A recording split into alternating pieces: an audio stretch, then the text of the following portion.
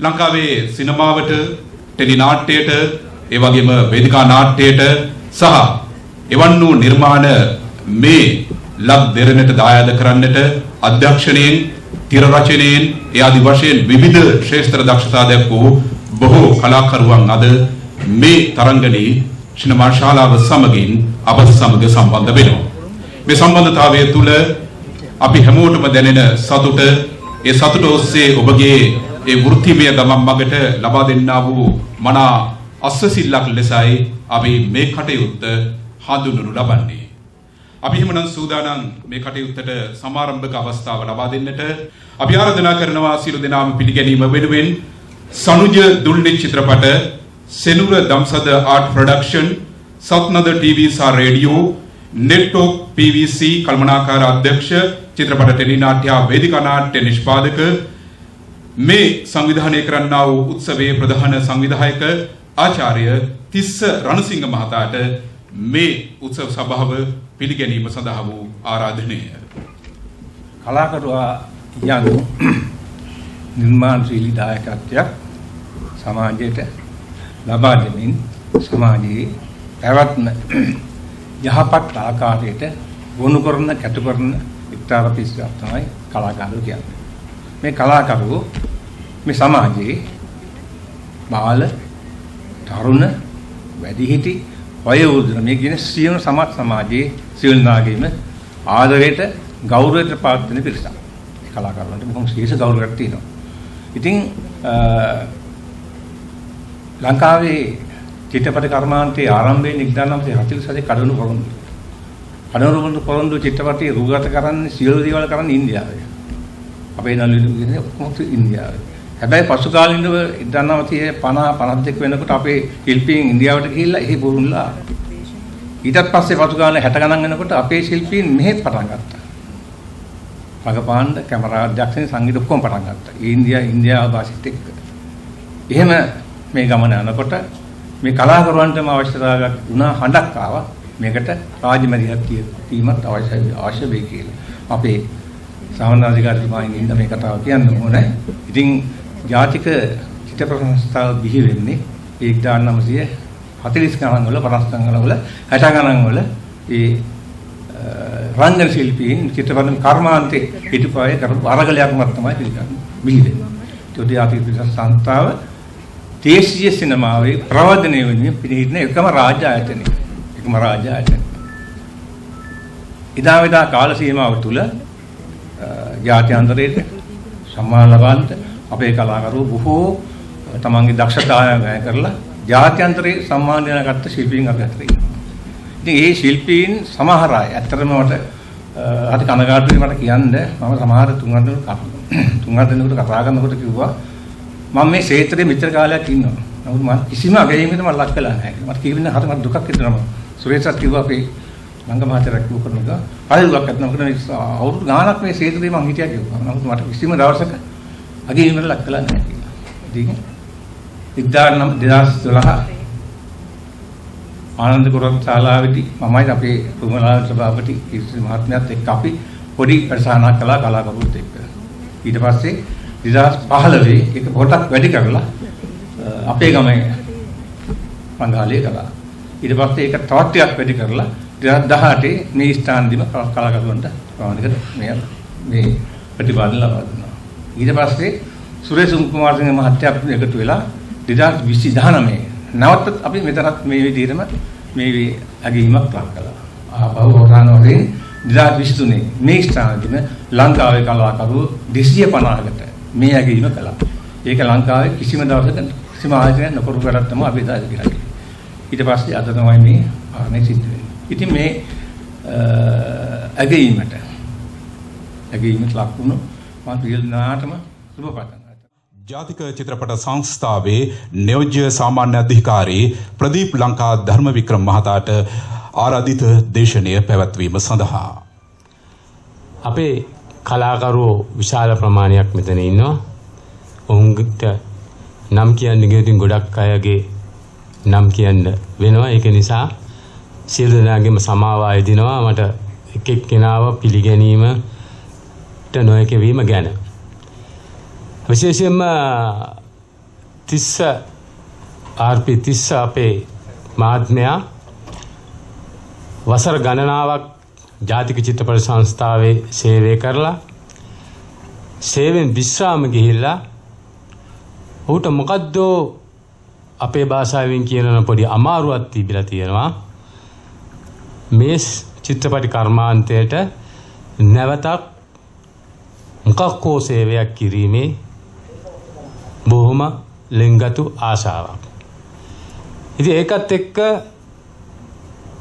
චිත්‍රපටිය කියන මේ කලාව සමග ආදරයෙන් බෙලිලා ඔහු මන් දන්න විදියට ඔහු උපයාගත්ත සේවක අර්ථසාධක අරමුදල ඒ වගේම පාරිතෝෂික අරමුදල් ඔහුගේ අනාගත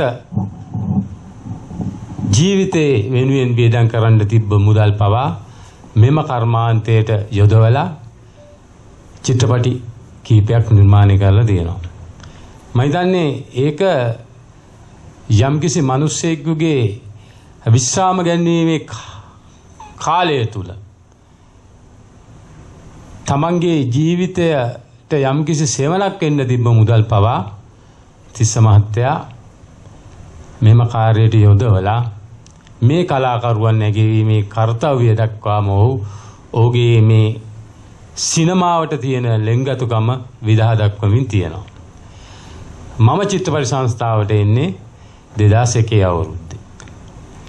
ඒ මහා සිනමාකරු තිස්ස අබේසේකර මහත්මයාගේ සභාපතිත්වයෙන් තිබුණු කාලේ මං ආවා. මම මේකේ DR එකවත් දන්නේ නැහැ, ටිකට් එකවත් දන්නේ නැහැ. ඔය මොකවත් දන්නේ නැතුව ඇවිල්ලා ඉඳගත්තා. තිස්ස අබේසේකර මහත්මයා මට විශාල කාර්යයක් දුන්නා.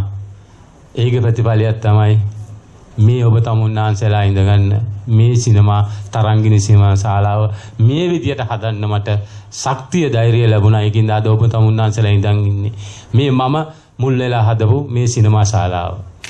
ඒක නිසා මට හරි ආඩම්බරයි මේ සිනමා ශාලාව හදන්න නොයෙකුත් දුක් විඳා. අපි දැන් මේ ආරාධනා කරු ලබන්නේ ජාත්‍යන්තර රූපලාවන්‍ය සංගමය හා රාජකීය පදනමේ සභාපති ආචාර්ය කිර්තිසිරි කාර්යවසන් මහතාට ඔබ හමුවේ කතාවක් පැවැත්වීමට. හරිම පිරිපුන් ලංකාවේ ඉන්න අත් වශයෙන්ම කියනවා නම් මම හරිම ආදරේ මේගොල්ලන්ට. මගේ මිත්‍ර තිස්ස මට හැමදාම කියන මේ දේ කරන්න කියලා. එතකොට මගේ දමිතා මගේ මිත්‍රයෙක් එතකොට මගේ තව නෑගිනෙකුත් තියෙනවා පතිර මහත්තයා. ඉතින් මම වැඩි කතා කරන්න කියන්නේ නෙමෙයි මම ටිකයි මම කතා කරන්නේ. අත් වශයෙන්ම කියනවා මේ ලංකාවේ ඉන්දියාවේ නළුවෙක් බලන්න පැය 6ක් පොලිමේ ඉන්න ඕනේ. ලංකාවේ නළුවෙක් බලන්න පේමන්ට් එකේ මම දැක දින කෙහෙල් පට්ට විකුණනවා. අද ඒ වගේ තත්ත්වයක් මේ ලංකාවේ තියෙනවා. මාතේ තුනේ රුපියල් 1,85,000යි 1,85,000 මම ඒ මඩතර දීලා මම කාර් එක නැගලා ගියා. මම මේ ලබන මාසෙ දෙනවා පිළිකාර වලට කෝටි 2ක් මගේ මුදලින්. හරිම අසරණයි මේ පැත්ත. කොයි පැත්ත බැලුවත් හරිම අසරණයි. මේක ගොඩ ගන්න මේ චිත්‍රපට සංස්ථාව ගොඩ ගන්න මේක කල්පිටවත් කරන්න බෑ. මෙතුමා දක්ෂ මිනිස්සෙක්. ඒ ගැන මම ටිකක් දන්නවා. දක්ෂ වැඩකාරයෙක්. නමුත් ප්‍රතිපාදන නැහැ. කිසි දෙයකට ප්‍රතිපාදන නැහැ. ඒ ගැන අත්‍යෙම කනගාටු වෙන්න ඕනේ. මේ අපේ මේ එන්නේ බොහොම අමාරුයි. යන්නේ බොහොම අමාරුයි. ඒක නිසා අපි මේගොල්ලන්ට උදව් කරන්න ඕනේ. දැන් මගේ එකක් තියෙනවා නිලුම් කුළුනේ. ඒකට මම අතින් කෝටි 5ක් වියදම් කරනවා.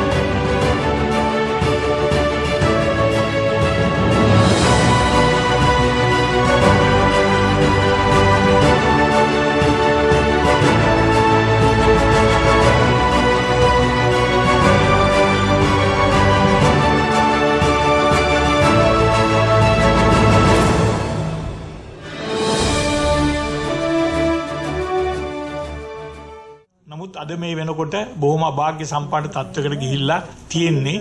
කොහොම හරි අපි උත්සාහ කරන්නේ මේ චිත්‍රපට සංස්ථාව නැවත තිබුණ තැනට සිනමා කර්මාන්තය තිබුණ තැනට අරගෙන එන්නයි. එහෙම වුණොත් විතරයි අපිට පුළුවන් වෙන්නේ අපේ සිනමාවක්. දැන් උදාහරණයක් හැටියට අපි කියමු අපි අර මුලින් අපි කවුද කිව්වා මේ අපි ඉන්දියාවෙන් සියලු දේවල් ගත්තේ කියලා. ඒ සත්‍යයක්. ඉන්දියාවෙන් සියලු දේවල් ගත්ත අපි පහු කාලිනව කල්පනා කරනවා ඉන්දියාව කරන්න මොකටද අපිට අපේ සිනමාවක් අපි හදා ගන්නවා නම් කියලා විල්ලා. ඒ හදන්න ගිහිල්ලා අද වැටලා තියෙන තත්ත්වය. අද ඉන්දියාව විදේශ විනිමය ගේන වැඩිම ලොකුම කර්මාන්තයේ බවට පත් කරගෙන තියෙනවා ඉන්දියාව සිනමාව. නමුත් අද අපේ සිනමාව වැටලා තියෙන තත්ත්වය තමුන්නාසලා තේරුම් ගන්න. බොහොම කනගාටුදායක තත්ත්වයක අපි කොහොම හරි මොකද අපේ සිනමාව මේක වෙන කාගේවත් එකක් නෙවෙයි. අපේ සිනමාව අපි ගොඩගත යුතුයි. අපි ඒ සඳහා ඕනෑම කැපකිරීමක් කරන්නට සූදානම් බව ප්‍රකාශ කරමින් මගේ වචන ස්වල්පයි. සුවිශේෂී මෙහෙවරක් ඉටු කරන්නා වූත් ආදරණීය කේ.ජී. විමලදාස මහතාට බොහොම ගෞරවයෙන් යුතුව ආරාධනා කරනවා. අපේ කාර්යවසම් මහත්මයා කිව්වා සංස්ථාව ගැන කතා කරලා වැඩක් නැහැ කියලා. ඒක ඇත්තම හරිම අනුවේදනීයයි. මොකද මෙතරම් සේවයක් කරන එතුමාලා මෙතරම් සේවයක් කරන අයට එතුමන්ලට ජාතික චිත්‍රපට සංස්ථාවෙන් පුළුවන්ද කියන එක සේවයක් වුණාද කියන එක අපේ හෘද සාක්ෂියට දාන්න. අද චිත්‍රපට සංස්ථාව නියෝජනය කරන්න පැමුණුනේ ධර්මතිලක මහත්මයා විතරයි ලංක මහත්මයා කියලා අපි කියන්නේ. එතුමත් ඒ ආරාධනය පිළිගත්තේ මම දන්න ධර්මයෙන් නොඑක අපහසුකම් මැද්දේ පිටස්තර සහ ඇතුළතින් ආපු ප්‍රශ්න පවා එතුමා අමතක කරලා එතුමා මෙතනට සහභාගී වුණා.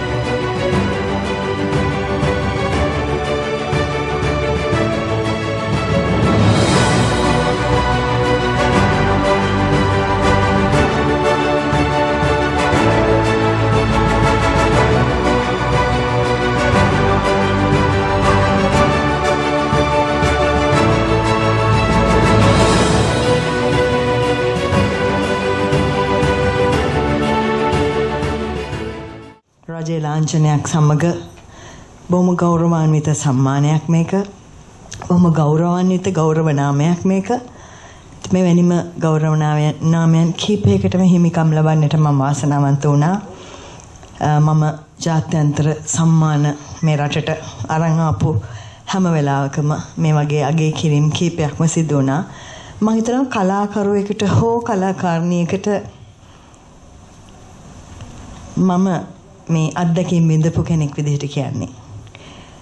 ටෝකියෝ අන්තර්ජාතික චිත්‍රපටවල, ඩකා අන්තර්ජාතික චිත්‍රපටවල, තමිල්නාඩු අන්තර්ජාතික චිත්‍රපටවල නියෝජනය කරමින් ඒ වගේම සම්මානිත වෙමින් මගේ රට අභිමානිත තත්ත්වයකට පත් කරන්නට හැකියාවක් ලැබපු ශිල්පිනියක් විදිහට පිටරට දහස් ගානක ඔඩියන්ස් එකක් ඉස්සරහා සම්මාන ලැබිලා අප්පුඩි වදිනකොට සම්මානිත වුණේ මගේ රට.